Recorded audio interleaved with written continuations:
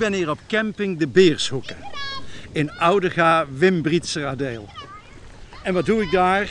Kamperen en uiteraard de zaak de watersport beoefenen. En ja, dat is dus ook de reden waarom ik hier in Friesland ben. Ja. De hoofdmoot in ieder geval. Ja. Dus je bent wel gauw zo even aan het surfen?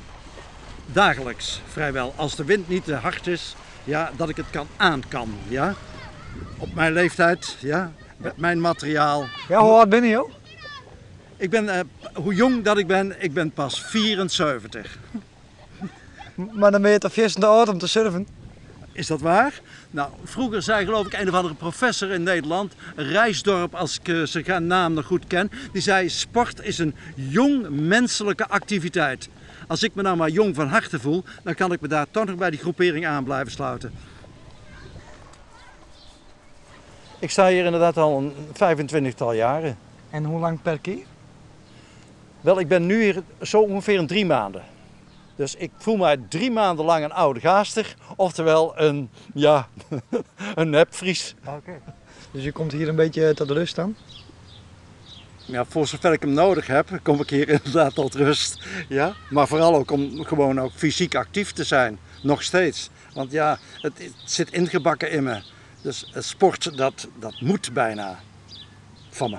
Het lijkt een verslaving. Ja? Ja, maar ik kan het dus niet buiten, nog niet. Totdat er natuurlijk een moment komt dat je het los moet laten. Ja. Maar bent u dan zo'n sportman geweest? Dat mag ik inderdaad geloof ik wel zeggen. In het verre verleden, en dat was in 1955, had ik een semi-prof contractje bij de voetbalclub NOAD.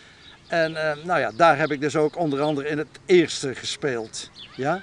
Wat was uw sportieve hoogtepunt? Een sportieve hoogtepunt, dat was heel zeker een strafschop stoppen van Koen Dille. En in dat jaar was hij dus,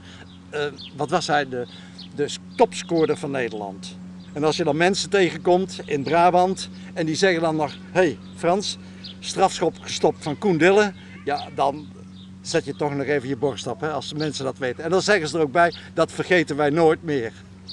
En waar kwam hij? Hij kwam aan deze kant. Nou,